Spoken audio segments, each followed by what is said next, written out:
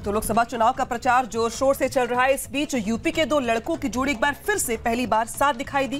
गाजियाबाद में राहुल गांधी अखिलेश यादव ने साझा प्रेस कॉन्फ्रेंस की और बीजेपी पर जमकर हमला भी बोला, लेकिन रायबरेली अमेठी के प्रत्याशी के नाम पर चुप्पी साध ली। रिपोर्ट देखिए।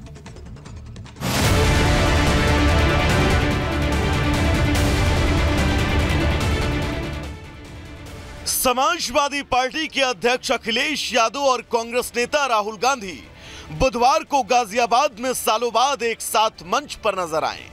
2017 के बाद ये पहला मौका था जब दोनों नेता आपस में जुगलबंदी करते दिखे। इस दौरान दोनों ने प्रेस कॉन्फ्रेंस भी की और दोनों ने बीजेपी पर जमकर हमला बोला। बीजेपी 24 घंटा डिस्ट्रैक्शन करने में लगी रहती है। कभी प्रधानमंत्री समुद्र के नीचे चले जाते हैं, कभी आसमान में सी प्लेन पे चले जाते हैं, मगर जो मुद्दे हैं उनके बारे में न प्रधानमंत्री न बीजेपी बात करती है। पहले चरण का चुनाव उत्तर प्रदेश का होने जा रहा है और जो पश्चिम से हवा चल रही है वो पूरे के पूरे उत्तर प्रदेश और देश के माहौल को बदलने जा रही है। आज गाजियाबाद में बैठे हैं। इस बार भारतीय जनता पार्टी को गाजियाबाद से लेकर के गाजीपुर तक इंडिया गठबंधन सफाया करने का काम करेगा।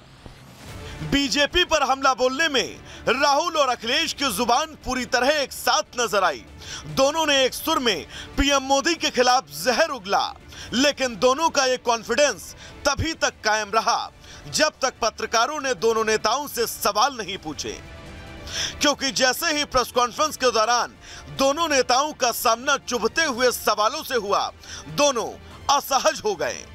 कांग्रेस नेता राहुल गांधी ने 24 के लोकसभा चुनाव को विचारधारा की लड़ाई तो करार दिया, लेकिन जैसे ही अमेठी या रायबरेली से चुनाव लड़ने को लेकर उनसे सवाल पूछा गया, राहुल कंफ्यूज हो गए।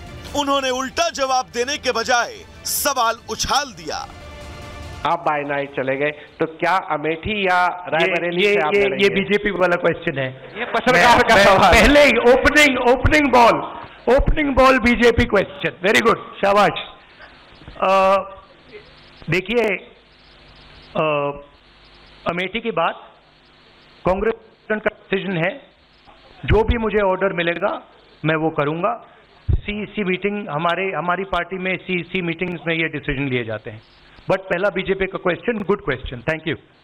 राहुल जहां सवालों से कन्नी काटते दिखे तो वहीं सीट बंटवारे पर अपनी ही पार्टी में असंतोष का सामना कर रहे अखिलेश ये दावा करते नजर आए कि 24 के चुनाव में पश्चिम का माहौल बदलने जा रहा है और इंडी गठबंधन गाजियाबाद से लेकर गाजीपुर तक बीजेपी का सफाया करने जा रही है।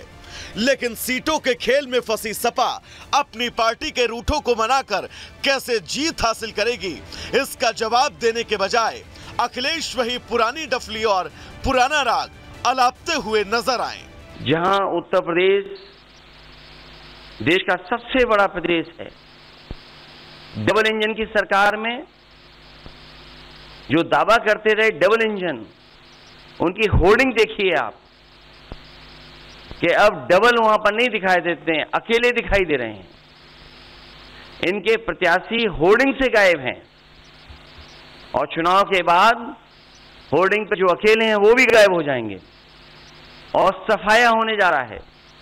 आने वाले चुनाव में, ये देश का चुनाव है, देश की जनता बदलाव चाहती है और बदलाव की हवा पश्चिम से उत्तर प्रदेश से चल रही है। 7 साल बाद राहुल और अखिलेश नए मौके की तलाश में एक साथ मंच पर तो जरूर नजर आए, लेकिन दोनों ने ना तो प्रेस कॉन्फ्रेंस में किसी सवाल का सीधा जवाब दिया, न इस मौके पर दोनों ने अपनी पार्टी का कोई विजन शेयर किया। दोनों बस पीएम मोदी और बीजेपी को ही कोसते नजर आए और बेशक पीएम मोदी दोनों की इस राजनीतिक समझ को खूब समझते हैं और वक्त वक्त पर चुटकी भी लेते रहते हैं। तो याद होगा पुराना, जहां उत्तर प्रदेश में 2 लड़कों की जो फिल्म पिछली बार फ्लॉप हो चुकी है, उस 2 लड़कों की फिल्म को इन लोगों ने फिर से रिलीज किया है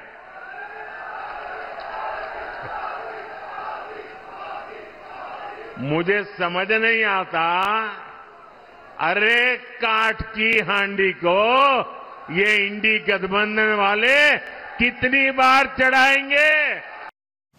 बहरहाल 19 अप्रैल को लोकसभा चुनाव के पहले चरण की वोटिंग है। बीजेपी एक बार फिर पीएम मोदी के चेहरे पर चुनाव लड़ने के लिए मैदान में है, लेकिन इंडी गठबंधन के तमाम नेता अब भी यही नहीं समझ पा रहे कि उनका सामना एक ऐसे नेता से है जो राजनीति के तमाम दांवपेच जानता है और उस पर सोने पर सुहागा ये कि उसे करोड़ों हिंदुस्तानियों का दिल जीतना बखूबी आता है।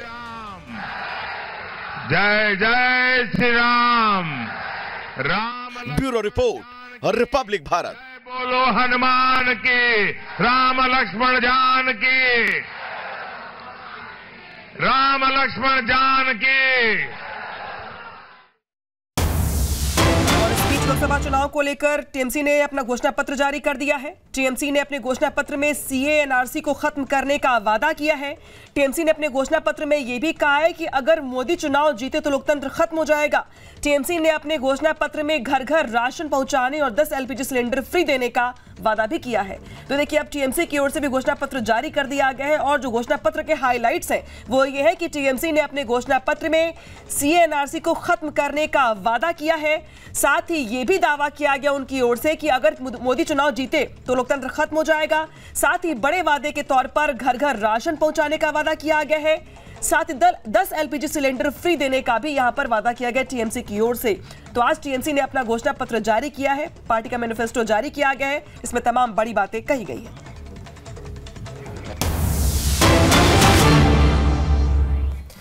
और फर्स्ट फेज की वोटिंग को लेकर असम के मुख्यमंत्री हिमंता बिस्वा शर्मा का बड़ा बयान भी सामने आ गया। उनकी ओर से दावा किया गया है कि इस फर्स्ट फेज की वोटिंग में असम की जनता जो है यहां पे 5 सीटों पर बहुमत देने वाली है। असम की सभी 5 सीटें जो है चुनाव जीतेगी यहां पे पार्टी, ये उनकी ओर से दावा किया गया है।